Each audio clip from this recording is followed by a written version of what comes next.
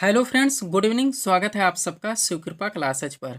दोस्तों, इस वीडियो में हम लोग आरपीएफ कांस्टेबल व एसआई एग्जाम 2024 के आज शिफ्ट में पूछे जा सकने वाले मोस्ट इम्पॉर्टेंट जीके जीएस व करंट अफेयर्स के प्रश्नों को सॉल्व करेंगे। दोस्तों, आपके एग्जाम्स में जीके जीएस व करंट अफेयर्स के जितने भी टॉपिक्स से क्वेश्चंस पूछे जाने हैं, उन सभी टॉपिक्स को कलेक्ट करके ए टू जेड एक एक क्वेश्चन व एक एक फैक्ट चुन चुन के डाला गया है। इसके अलावा आपके प्रीवियस ईयर एग्जाम्स के प्रश्नों को भी शामिल किया गया है। साथ में एक्स्ट्रा फैक्ट को पूरी तरह से कवर करने का प्रयास किया गया है। तो दोस्तों, आप लोग इन्हें कॉन्सेंट्रेट होकर सॉल्व करें। क्वेश्चंस कम सॉल्व होने पर पुनः प्रश्नों का रिवीजन करें, ताकि आरपीएफ कांस्टेबल व एसआई एग्जाम 2024 में आप लोग जीके जीएस व करंट अफेयर्स के टॉपिक से अच्छा स्कोर कर सकें। ध्यान रखें दोस्तों, आपके एग्जाम में आपका पूरा जीके यानी कि हिस्ट्री, पॉलिटी, ज्योग्राफी, इकोनॉमिक्स, आपका पूरा मिससेलेनियस यानी विविध का चैप्टर, पूरा आपका जीएस यानी कि जनरल साइंस और करंट अफेयर्स, इन सभी टॉपिक्स का आपके एग्जाम में अच्छा खासा वेटेज है। 50 क्वेश्चन आपके यहाँ से पूछे जाएंगे। तो चलिए दोस्तों, ज़्यादा समय न लेते हुए हम लोग इन सभी मोस्ट इम्पॉर्टेंट प्रश्नों को सॉल्व करना शुरू करते हैं। दोस्तों, क्वेश्चन नंबर 1 है हमारा, महिला प्रीमियर लीग 2024 यानी कि WPL 2024 का खिताब किस टीम ने जीता। रिसेंटली करंट से मोस्ट इम्पोर्टेंट क्वेश्चन है दोस्तों, बिल्कुल आपके ट्रेंड में है, आपके लेवल में है। क्वेश्चन है हमारा, महिला प्रीमियर लीग 2024 यानी कि WPL 2024 का खिताब किस टीम ने जीता। करेक्ट आंसर होगा रॉयल चैलेंजर्स बेंगलोर ने। अब चूंकि दोस्तों करंट से हमारा क्वेश्चन आया हुआ है, तो इस टॉपिक से जितने भी क्वेश्चंस बनते हैं, अधिकांश प्रश्नों को हम लोग यहीं पे कवर करेंगे। यही हमारे प्रिपरेशन की स्ट्रेटजी है दोस्तों, कि जिस भी टॉपिक्स को हम लोग उठाएंगे, उस टॉपिक्स के अधिकांश प्रश्नों को पूरे एक्स्ट्रा फैक्ट के साथ वहीं पे कवर करेंगे। ध्यान दीजिएगा दोस्तों, आप लोग सारे फैक्ट सिलेक्ट रखे गए हैं। पहला पॉइंट है हमारा, महिला प्रीमियर लीग 2024 यानी कि WPL 2024 का खिताब रॉयल चैलेंजर्स बेंगलोर ने जीता। आयोजन दोस्तों इसका नई दिल्ली में किया गया। विजेता टीम की बात की जाए तो रॉयल चैलेंजर्स बेंगलोर रही, जिस टीम की कप्तान स्मृति मंधाना थी। उपविजेता की बात की जाए तो दिल्ली कैपिटल्स रहा, जिस टीम की कप्तान मैक लैनिंग थी। संस्करण दोस्तों ये दूसरा था और इसमें टोटल 5 टीमों ने हिस्सा लिया था। थोड़ा सा नोट देखेंगे आप लोग। दोस्तों, महिला प्रीमियर लीग के पहले संस्करण के विजेता टीम मुंबई इंडियंस है, और महिला प्रीमियर लीग के पहले संस्करण की उप विजेता टीम की बात की जाए तो दिल्ली कैपिटल्स है। सारे फैक्ट आप लोग पूरी तरह से दोस्तों अपडेट रखेंगे। बढ़ेंगे हम लोग अगले क्वेश्चन की ओर। अगला क्वेश्चन हमारा क्या दोस्तों, देखेंगे आप लोग। क्वेश्चन रखा गया है, रणजी ट्रॉफी 2024 का खिताब किसने जीता। करेक्ट आंसर होगा मुंबई ने। किसने? मुंबई ने। एक्स्ट्रा फैक्ट देखेंगे। विजेता इसमें दोस्तों मुंबई क्रिकेट टीम रही है, 42वां खिताब है। उपविजेता की बात की जाए तो विदर्भ रहा। इसमें मुंबई टीम के कप्तान अजिंक्य रहाणे थे और विदर्भ टीम के कप्तान अजय वाडकर थे। सारे फैक्ट से आप अपडेट रहेंगे। आगे बढ़िएगा। क्वेश्चन है, मियामी ओपन 2024 में महिला एकल का खिताब किसने जीता। तो डेनियल कोलिंस ने जीता। आपके एग्जाम के लिए सुपर क्वेश्चन रहेगा, डबल स्टार कर लीजिए। नेक्स्ट क्वेश्चन है, राष्ट्रीय महिला हॉकी टीम के कोच के रूप में किसे नियुक्त किया गया है। तो हरेंद्र सिंह को। नेक्स्ट, T20 मैच में 12,000 रन बनाने वाले पहले भारतीय खिलाड़ी कौन बने हैं। तो विराट कोहली हैं। और पेरिस ओलंपिक 2024 में भारत के ध्वजवाहक कौन बने हैं। तो शरत कमल है। कौन? शरत कमल। पूरी तरह से दोस्तों आप अपडेट रहेंगे। थोड़ा सा हम आपको बता देना चाहते हैं दोस्तों, आपके एग्जाम में जो 50 क्वेश्चन का वेटेज है, उसका पूरा PDF दोस्तों हमने रेडी कर दिया। इसमें आपका पूरा जीके का पोर्शन आएगा, यानी हिस्ट्री, पॉलिटी, ज्योग्राफी, इकोनॉमिक्स आएगा। आपको पूरा मिससेलेनियस यानी विविध का चैप्टर आएगा, जो कि आपके एग्जाम में पूरी तरह से ट्रेंड में रहता है। इसके अलावा आपका GS1 यानी कि जनरल साइंस और करंट अफेयर्स, इन सब के पूरे पाठ्यक्रम को टोटल 25 PDF में पूरी तरह से कवर कर लिया गया है, जो कि अभ्यर्थियों को दिया जा रहा है। ध्यान रखेंगे, करंट में दोस्तों हम लोगों ने इस PDF में 2023 से स्टार्ट किए थे, और 2024 में हमने रिसेंटली 2024 तक के करंट को भी पूरी तरह से आपके PDF में अपडेट कर दिया है। बढ़ेंगे दोस्तों अगले क्वेश्चन की ओर। क्या हमारा क्वेश्चन, वर्ल्ड एथलेटिक्स चैंपियनशिप 2027 का आयोजन कहाँ होगा। तो बीजिंग चीन में। आगामी खेल प्रतियोगिता से सुपर क्वेश्चन है। यहाँ पे देखेंगे दोस्तों, आंसर में एग्जैक्ट लोकेशन बीजिंग भी डाल दिया गया है। ये भी आप लोग अपडेट रखेंगे, ताकि अगर ऑप्शन में यही आए तो आपके क्वेश्चन ना मिस हो और ना ही आप लोगों को तुक्का लगाना पड़े। इसीलिए मैं दोस्तों रिवीजन व PDF के बारे में आप लोगों को फोकस करवाता रहता हूँ। नेक्स्ट, वर्ल्ड एथलेटिक्स चैंपियनशिप 2025 का आयोजन कहाँ होगा। तो टोक्यो जापान में होगा। पूरी तरह से ध्यान रखेंगे, सब कुछ आपके PDF में पूरी तरह से मेंशन है। नेक्स्ट, ऑस्ट्रेलियन ओपन 2024 में पुरुष एकल का खिताब किसने जीता। तो जनिक सिनर ने जीता, जो कि इटली से आते हैं। वह यूनाइटेड कप 2024 का खिताब किसने जीता? तो जर्मनी ने। ध्यान रखेंगे, ये करंट के क्वेश्चन है दोस्तों, जिनको अब तक हम लोग अपडेट कर रहे हैं। आगे बढ़ेंगे, क्वेश्चन है 15वें आईसीसी अंडर 19 विश्व कप 2024 का एक दिवसीय खिताब किसने जीता? तो ऑस्ट्रेलिया ने। एक्स्ट्रा फैक्ट देखेंगे, आयोजन इसका दक्षिण अफ्रीका में किया गया, विजेता इसमें ऑस्ट्रेलिया रही। उपविजेता की बात की जाए तो भारत रहा। ऑस्ट्रेलिया टीम के कप्तान हुई बैबजेन थे और भारतीय टीम के कप्तान दोस्तों उदय सहारन थे। इतना आप लोग अपडेट रखेंगे। नेक्स्ट क्वेश्चन क्या हमारा क्वेश्चन है दोस्तों, भारतीय ओलंपिक संघ यानी कि आईओसी के सीईओ कौन बने? तो रघुराम अय्यर हैं। ध्यान रखेंगे। और अध्यक्ष की बात की जाए तो पीटी उषा, यानी वर्तमान में भारतीय ओलंपिक संघ के दोस्तों सीईओ रघुराम अय्यर हैं और अध्यक्ष पीटी उषा हैं। सुपर क्वेश्चन रहेगा, ध्यान दीजिएगा।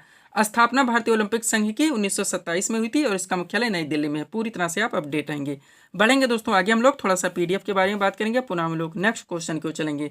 ध्यान देंगे दोस्तों, 4 पीडीएफ यहाँ पे हमारा लगा हो, लेकिन हम लोग सबसे पहले आरपीएफ कांस्टेबल एसआई एग्जाम 2024 के बारे में बात करेंगे, जिसका कंटिन्यू दोस्तों हम लोग यहाँ पे प्रिपरेशन भी कर रहे हैं। इसमें दोस्तों जो आपका 50 क्वेश्चन का वेटेज है, जिसमें आपका पूरा जीके का पोर्शन आएगा, यानी पूरा आपका हिस्ट्री आएगा, पॉलिटी आएगा, जियोग्राफी आएगा, इकोनॉमिक्स आएगा, पूरा आपका मिसलेनियस यानी विविध वाला चैप्टर आएगा। इसके अलावा आपका पूरा जीएस यानी कि जनरल साइंस आएगा और करंट अफेयर्स। इन सब के पूरे पाठ्यक्रम को टोटल 25 पीडीएफ में कवर कर लिया गया, जिसकी पेड फीस 100 रुपये रखी गई। व्हाट्सअप नंबर आप लोगों के सामने, जहां पर आप जोड़कर पीडीएफ ले सकते हैं। सेकंड पीडीएफ दोस्तों जो हमारे द्वारा रेडी किया गया है, यह एक नया वर्जन है, एक कंबाइंड पीडीएफ है बिहार एसएससी व बिहार पुलिस कांस्टेबल का, पूरी तरह से दोस्तों कंप्लीट है। यूपी पुलिस कांस्टेबल एग्जाम 2024 का नया वर्जन पीडीएफ भी पूरी तरह से कंप्लीट कर दिया गया। 100 रुपये इसकी भी पेड फीस रखी गई। एसएससी में बहुत सारे एग्जाम्स आपके लगे हैं, 2 एग्जाम निकल चुके हैं, काफ़ी हेल्पफुल गया है दोस्तों इसमें भी हमारा पीडीएफ, जिसमें आपका सीपीओ भी निकल चुका है और सीएचएसएल भी निकल चुका है, एमटीएस लगा हुआ है, जीडी आने वाली हुई। इसके पूरे पाठ्यक्रम को 26 पीडीएफ में पूरी तरह से कवर किया गया। इसकी भी पेड फीस 100 रुपये रखी गई है। व्हाट्सअप नंबर आप लोगों के सामने, जहां पर आप जुड़कर पीडीएफ ले सकते हैं। एक बात कहना चाहेंगे दोस्तों, ऑलरेडी जितने लोग पीडीएफ ले चुके हैं, ले रहे हैं, आप लोग दोस्तों थोड़ा सा और इन्वेस्ट करें, पीडीएफ का प्रिंट आउट जरूर निकलवाएं। प्रिंट आउट निकलवाने से एक अच्छी खासी दोस्तों सीट बन जाएगी। आप लोग जानते हैं, आप अंडरलाइन लगा के स्टडी कर सकते हैं, पुनः रिवाइज कर सकते हैं। अगर आप इतना कर लेते हैं, कम से कम समय में बिना इधर उधर भटके आप लोगों की प्रिपरेशन अच्छे खासे ढंग से क्लियर हो जाती है।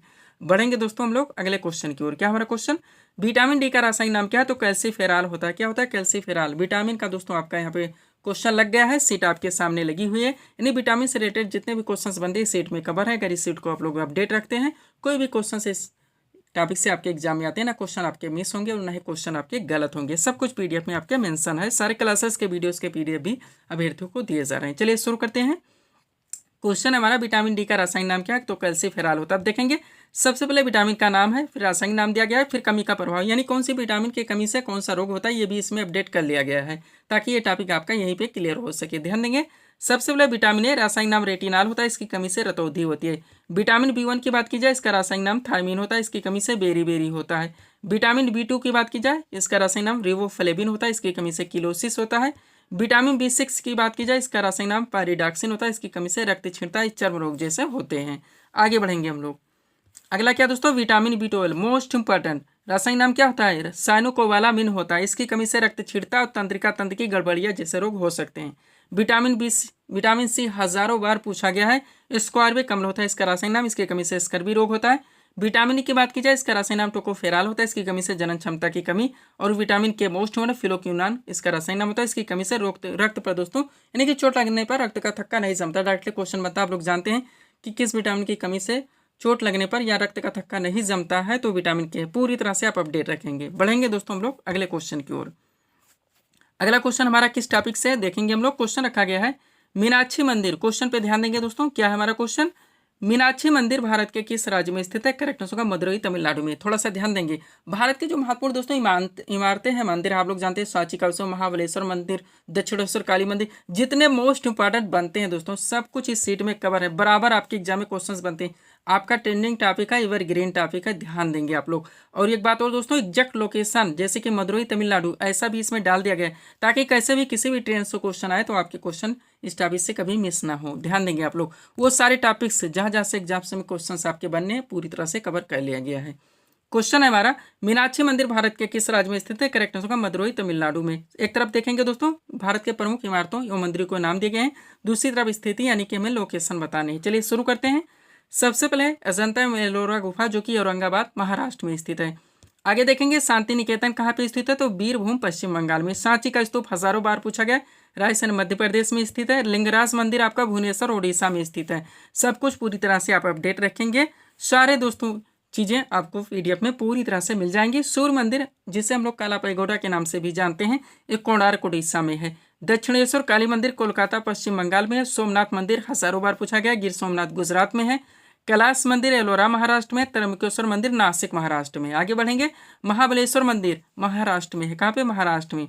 दिलवाड़ा जैन मंदिर माउंट आबू राजस्थान में है। ब्रह्मा मंदिर दोस्तों पुष्कर राजस्थान में है। एग्जैक्ट लोकेशन जो दिया गया दोस्तों उसको भी आप लोग अपडेट रखेंगे। आगे बढ़िएगा, रामेश्वर मंदिर की बात की जाए तमिलनाडु में है। मीनाक्षी मंदिर मोस्ट इंपॉर्टेंट मदुरई तमिलनाडु में है।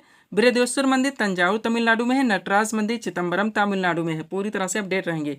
वेंकटेश्वर मंदिर की बात की जाए तिरुपति आंध्र प्रदेश में। वैष्णो देवी मंदिर जम्मू कश्मीर में है। और खजुराहो मंदिर छतरपुर मध्य प्रदेश में है। इतना आप लोग दोस्तों रिवाइज रखेंगे कैसे भी करके। सब्सक्राइब करें आप हमारी स्टडी चैनल शिवकृपा क्लासेस को इसी तरह के वीडियोस के लिए। आगे बढ़ेंगे दोस्तों, पीडीएफ के बारे में ऑलरेडी बात हो चुकी है। नया वर्जन पूरी तरह से रेडी। बिहार एसएससी और Bihar police constable RPF constable excise exam 2024 पूरी तरह से रेडी। एसएससी एग्जाम 2024 पूरी तरह से रेडी। और यूपी पुलिस कांस्टेबल एग्जाम 2024 पूरी तरह से रेडी। बढ़ेंगे दोस्तों हम लोग अगले क्वेश्चन की ओर। अगला क्वेश्चन हमारा कहाँ है, कहाँ से दोस्तों? भारतीय संविधान के किस अनुच्छेद में संसद के संयुक्त अधिवेशन का प्रावधान है? तो अनुच्छेद 108 है। क्वेश्चन कहाँ से? पॉलिटी के आर्टिकल से उठाया गया है। इसमें दोस्तों हम लोग इस सीट में आर्टिकल से मोस्ट क्वेश्चंस को तो कवर करेंगे, इसके साथ साथ और भी जितने क्वेश्चंस मोस्ट आपके एग्जाम के लिए हो सकते हैं उन प्रश्नों को भी दोस्तों यहाँ पे कलेक्शन कर दिया गया है। ध्यान रखेंगे, एक एक क्वेश्चन आपके एग्जाम के लिए सुपर हो सकते हैं, तो आप लोग पूरी सीट को अच्छे से रिवाइज रखेंगे। चलिए शुरू करते हैं हम लोग। क्वेश्चन क्या था हमारा?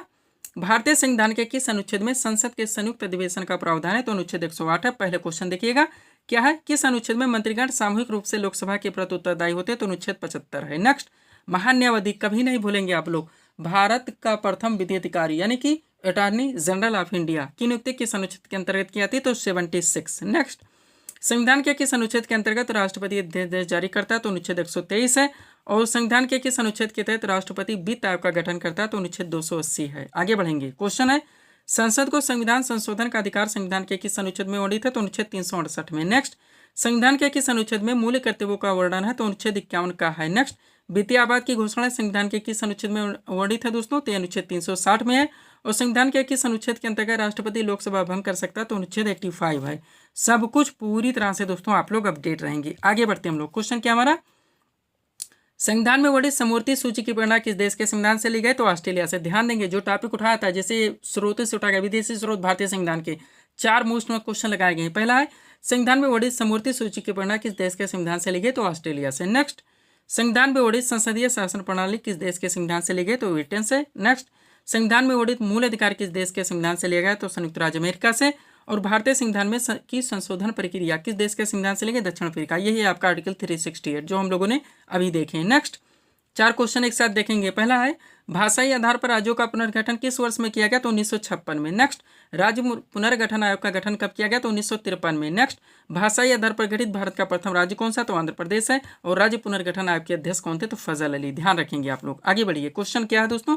अब 4 यहाँ से आप लोग देखेंगे संविधान संशोधन से। पहला है किस संशोधन द्वारा पंचायती राज व्यवस्था को संवैधानिक दर्जा दिया गया? तो 73वां संशोधन है जो कि 1992 में किया गया था। नेक्स्ट, संविधान के किस संशोधन द्वारा गोवा को पूर्ण राज्य का दर्जा दिया गया? तो 56वां संशोधन है जो कि 1987 में किया गया था। नेक्स्ट, किस संशोधन द्वारा 10वीं अनुसूची भारतीय संविधान में जोड़ी गई? तो 52वां संशोधन है जो कि 1985 में किया गया था। और अनुसूचित जात तथा जनजाति आयोग का गठन किस संशोधन द्वारा हुआ? तो 65वां संशोधन है जो कि 1990 में किया गया था। सब कुछ पूरी तरह से आप अपडेट रहेंगे। अगला क्वेश्चन है दोस्तों हमारा, क्वेश्चन देखेंगे आप लोग क्या है, छठे पंचवर्षीय योजना की अवधि क्या थी? करेक्ट आंसर होगा 1980 से लेकर 1985 तक। क्वेश्चन कहाँ से आ गया दोस्तों? पंचवर्षीय योजना आप जानते हैं आपका trending topic, super topic, evergreen topic. Question आ गया है दोस्तों, सीट आपके सामने लगी हुई। सबसे पहले हम लोग छठी पंचवर्षीय योजना के मोस्ट इंपॉर्टेंट दोस्तों फैक्ट को कवर करेंगे। पुनः प्रथम पंचवर्षीय योजना से हम लोग स्टार्ट करेंगे और 12वीं पंचवर्षीय योजना तक जितने भी फैक्ट आपके एग्जाम के निकलते हैं, आपके सभी वनडे एग्जाम में पूछे थे, रिपीट होते रहते, उन सबको हम लोग दोस्तों यहाँ पे पूरी तरह से कवर करेंगे। तो ध्यान देंगे, एक एक फैक्ट दोस्तों आपके एग्जाम के लिए सुपर हो सकता है। चलिए शुरू करते हैं हम लोग। क्वेश्चन क्या हमारा, छठी पंचवर्षीय योजना की अवधि क्या थी? करेक्ट आंसर होगा 1980 से लेकर 1985 तक। आप चलिए पॉइंट देखिए। पहला पॉइंट है छठी पंचवर्षीय योजना की अवधि 1980 से लेकर 1985 तक थी। इसने मूल्य नियंत्रण को समाप्त करके आर्थिक उदारीकरण की शुरुआत को रेखांकित किया। एक एक कॉन्सेप्ट से दोस्तों बहुत सारे फैक्ट हमारे निकलते हैं, आप लोग रिवाइज जरूर करेंगे। नेक्स्ट, छठी पंचवर्षीय योजना के दौरान जनसंख्या वृद्धि को नियंत्रित करने के लिए परिवार नियोजन कार्यक्रम शुरू किया गया, बहुत बार पूछा गया। नेक्स्ट, छठी पंचवर्षीय योजना के दौरान शिवरमन समिति की सिफारिश पर 1982 में राष्ट्रीय कृषि एवं ग्रामीण विकास बैंक यानी कि नाबार्ड, इसका फुल फॉर्म होता है national bank for agriculture and rural development, यानी कि राष्ट्रीय कृषि एवं ग्रामीण विकास बैंक की स्थापना की गई थी। एक कॉन्सेप्ट में कितने फैक्ट निकलने दोस्तों? छठी पंचवर्षीय योजना के दौरान डायरेक्टली पूछा है नाबार्ड की स्थापना किस पंचवर्षीय योजना के दौरान हुई थी, तो छठी। इसका फुल फॉर्म भी ध्यान रखिए, किस समिति की सिफारिश पर, तो इस दोस्तों शिवरमन समिति की सिफारिश पर। कब हुई थी? 1982 में। हिंदी में नाम क्या है? राष्ट्रीय कृषि एवं ग्रामीण विकास बैंक। पूरी तरह से आप अपडेट रखेंगे। अब चलिए प्रथम पंचवर्षीय योजना से हम लोग स्टार्ट करेंगे और 12वीं पंचवर्षीय योजना तक जितने फैक्ट निकलते हैं सब कुछ पूरी तरह से कवर करेंगे। भारत की पंचवर्षीय योजनाएं शुरू करते हैं। प्रथम पंचवर्षीय योजना की बात की जाए तो इसकी अवधि थी 1 अप्रैल 1951 से लेकर 31 मार्च 1956 तक। मॉडल की बात की जाए तो हेरा डोमर मॉडल पर आधारित थी। मुख्य उद्देश्य था कृषि विकास। नोट देखेंगे, इस योजना काल के दौरान कई बड़ी सिंचाई परियोजनाएं लगाई गई, जैसे भाखड़ा नांगल परियोजना, दामोदर नदी घाटी परियोजना और व्यास परियोजना। ये भी पूरी तरह से अपडेट रहेंगे। किसी भी ट्रेन से क्वेश्चन पूछे जाए आपके क्वेश्चन ताकि मिस ना हो। आगे बढ़िएगा द्वितीय पंचवर्षीय योजना की ओर। समझी क्या थी?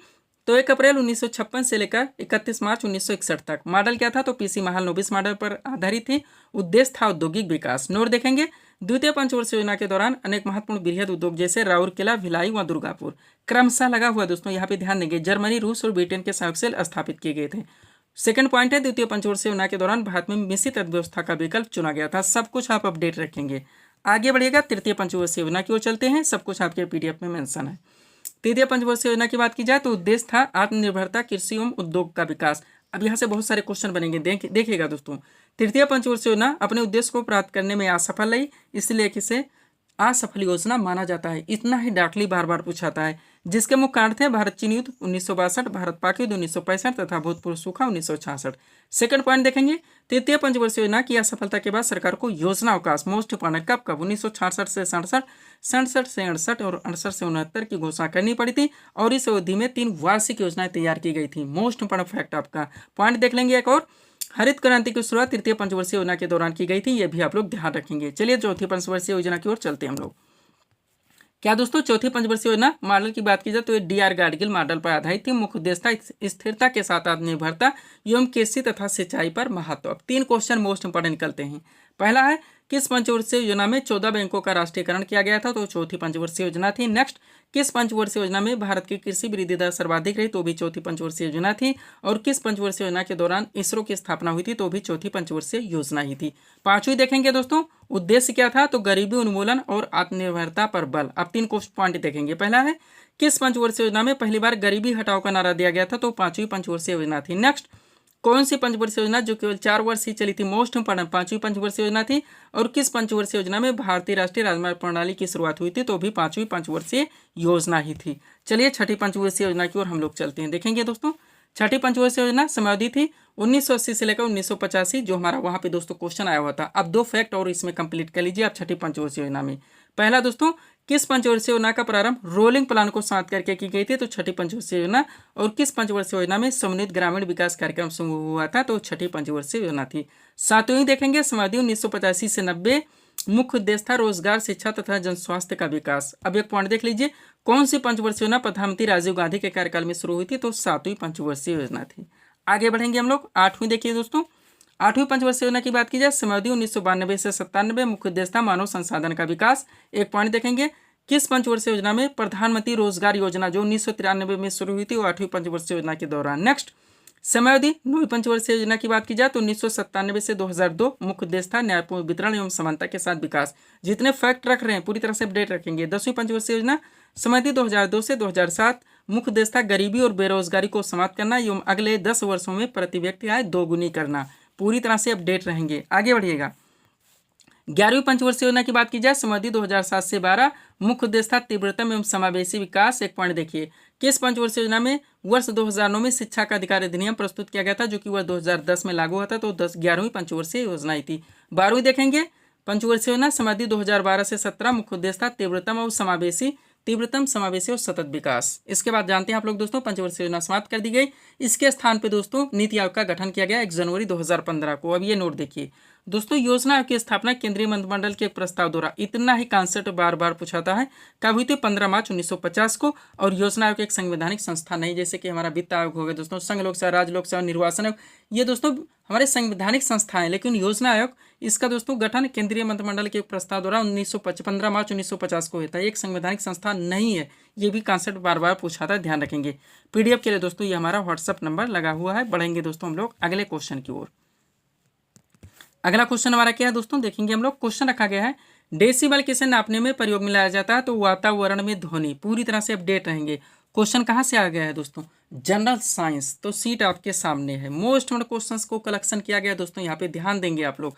एक एक क्वेश्चन आपके एग्जाम के लिए सुपर हो सकते हैं। क्वेश्चन था हमारा डेसिबल किसे नापने में प्रयोग में लाया जाता है, तो वातावरण ध्वनि। पहला क्वेश्चन देखेंगे, खाद्य ऊर्जा को हम किस इकाई में माप सकते हैं, कैलोरी में। नेक्स्ट, दूरबीन का आविष्कार किसने किया था, गैलीलियो ने। नेक्स्ट, लोहे के ऊपर जिंक की परत चढ़ाने को क्या कहते हैं, गैल्वेनाइजेशन कहता है। परमाणु बम का सिद्धांत किस प्रक्रिया पर आधारित है, नाभिकीय संलयन की नाभिकीय विखंडन की प्रक्रिया पर। आगे बढ़िएगा, 4 क्वेश्चन एक साथ। पहला है प्रोटॉन की खोज किसने की थी, रदरफोर्ड ने। न्यूट्रॉन की खोज किसने की थी, जेम्स चैडविक ने। इलेक्ट्रॉन की खोज किसने की थी दोस्तों, तो जे थॉमसन ने। और रेडियो सक्रियता की खोज किसने की थी, हेनरी विकरल ने। पूरी तरह से आप अपडेट रखेंगे। आगे बढ़िएगा, अगला क्वेश्चन आपका क्या दोस्तों, बेकिंग सोडा का रासायनिक नाम क्या है, तो sodium bicarbonate. Next, bleaching powder का रासायनिक नाम क्या है, कैल्शियम ऑक्सीक्लोराइड। नेक्स्ट, कृत्रिम वर्षा कराने में किस रसायन का प्रयोग किया था, तो सिल्वर आयोडाइड का। और वायुयान के टायरों में कौन सी गैस भरी जाती है, तो वो हीलियम है। आगे बढ़िएगा, मानव शरीर में पाचन क्रिया कहाँ से प्रारंभ होती है, मुख से। नेक्स्ट, पेस मेकर का संबंध किससे, हृदय से। पेस मेकर का कार्य क्या है, दिल की धड़कन प्रारंभ करना। और रक्त का शुद्धिकरण कहाँ पर होता है, किडनी में। आगे बढ़िएगा, मानव शरीर में खून के शुद्धिकरण की प्रक्रिया को क्या कहा जाता है, तो डायलिसिस कहा जाता है। नेक्स्ट, पाचन क्रिया में प्रोटीन किस पदार्थ में बदले जाते हैं, एमिनो अम्ल में। नेक्स्ट, पित्त किसके द्वारा पैदा किया था, यकृत के द्वारा। और शरीर में हीमोग्लोबिन का कार्य क्या है, तो ऑक्सीजन ले जाना या ऑक्सीजन का परिवहन करना। आगे बढ़िएगा, अगला क्वेश्चन है दोस्तों, लाल रक्त कणिकाएं यानी कि आरबीसी, रेड ब्लड सेल्स कहाँ उत्पन्न होते हैं, अस्थि मज्जा में। नेक्स्ट, मानव शरीर की किस ग्रंथि को मास्टर ग्रंथि कहा जाता है, तो पीयूष ग्रंथि है। नेक्स्ट क्वेश्चन, वृद्धावस्था में मनुष्य की हड्डियां क्यों कमजोर हो जाती है, कैल्शियम की कमी से। और लास्ट क्वेश्चन इस सीरीज का हमारा, पालक के पत्तों में किसकी मात्रा सबसे अधिक होती है, तो आयरन की। किसकी, आयरन की। तो ये थे दोस्तों इस सीरीज के टॉप एमसीक्यूज के प्रश्न, जिनको यहाँ पे हम लोगों ने सॉल्व किए हैं। उम्मीद है दोस्तों आप सभी लोगों ने सॉल्व किए होंगे और देखे होंगे कि यहाँ से आपके कितने प्रश्न सही हो रहे हैं। तो दोस्तों इसी तरह के वीडियोस के लिए आप हमारे स्टडी चैनल शिवकृपा क्लासेस से जुड़े, चैनल को सब्सक्राइब करें, ताकि हमारे द्वारा दिए जाने वाले सभी वीडियोस आप क्रम से सबसे पहले देख सकें। तो मिलते हैं दोस्तों हम नेक्स्ट वीडियोस में। Thanks for watching.